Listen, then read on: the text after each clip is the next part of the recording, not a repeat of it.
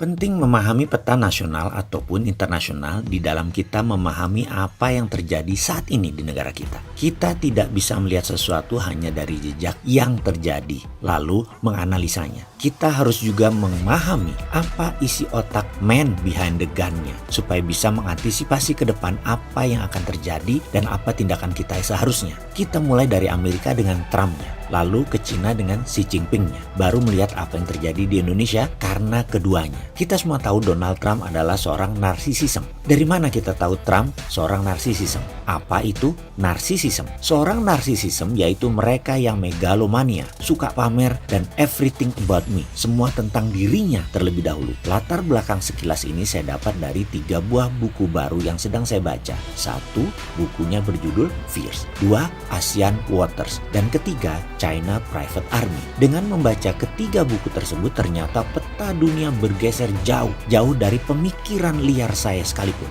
Apa yang Cina lakukan, apa yang Amerika lakukan, mereka mau merubah dunia. Kita lanjut. Memahami Trump yang punya kecenderungan kejiwaan narsisisme itu apakah penting? Enggak juga. Adalah lebih penting memahami Yahudi Zabatai di belakang Trump yang ternyata berseberangan dengan Yahudi Ortodok. Yahudi Ortodok itu pro-Israel, sedangkan Yahudi Zabatai itu lebih pragmatis. Kaum Zabatai ini digabung dengan kaum Mormon di Wall Street adalah mayoritas pemegang keuangan. Rockefeller, Rothschild, Oppenheimer, Muzin, Icahn, Zucker adalah sedikit nama yang dia lagi berputar sudah 4-5 generasi di Wall Street. Kaum Zabatai di belakang Trump inilah ternyata yang memiliki grand plan dunia akan digeser baru. Apa yang mereka geser? Dulu dunia kecanduan fossil oil atau BBM. Ini adalah grand design mereka. Sekarang dunia akan dimainkan baru, dunia digital dan baterai. Karena itu kuncinya mereka mau pegang kendali 5G dan 6G serta nikel plus lithium plus mineral jarang lainnya. Dunia seakan diputar ke arah berlawanan dan ini semua terdapat jelas di 3 buku tadi. Kita rincikan perlahan apa yang mereka sudah kerjakan dan efeknya bagi dunia. Catatan pengingat sebelum melaju ke depan.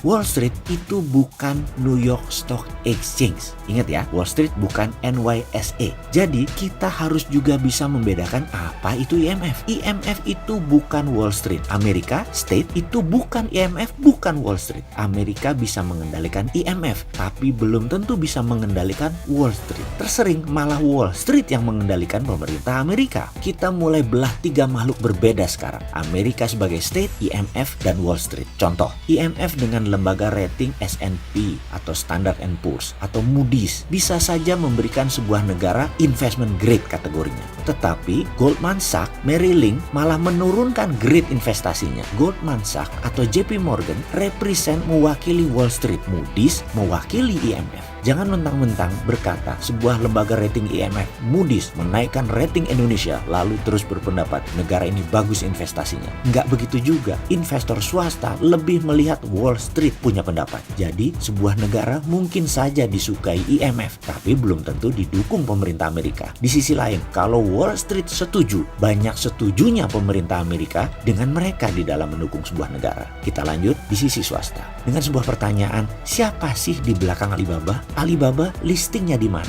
Alibaba listing di Bursa New York Stock Exchange. Dan siapa pembeli terbesar? Zabatai. Ya Amerika juga mulai paham peta dunia keuangan saat ini. Mulai paham how the financial world work saat ini. Mengerti sekarang mengapa Jack Ma selalu memuji Zuckerberg, memuji Charles Kushner, dan memuji Warren Buffett di setiap ada kesempatan. Ternyata engine-nya Alibaba ya di sisi dia lagi. Di atas kapitalis ada kapitalis ternyata. Pemerintah Cina bagaimana? Xi Jinping jadi raja Cina dengan jabatan presiden sampai mati, ini harus diawasi dengan seksama. Ideologi obor One Belt One Road itu senjata cakranya Xi Jinping. Bagaimana peta Cina kemudian? Tak ada IMF di sana, tapi Wall Street Cina adalah BUMN-nya Cina. Perang dagang terhadap Cina itu dilakukan Trump ternyata sejalan dengan maunya Wall Street. Buktinya Wall Street tumbuh rekor tertinggi sepanjang sejarah saat ini. Waduh, pengen deh meneruskan informasi ini, tetapi memang ada yang butuh. Memang banyak yang minat beginian. Oke lah, selamat bernegara saling serang. Saya hanya maunya sih meluruskan pengetahuan ini agar menjadi damai di negara. Sambil nanya, emang ada yang minat?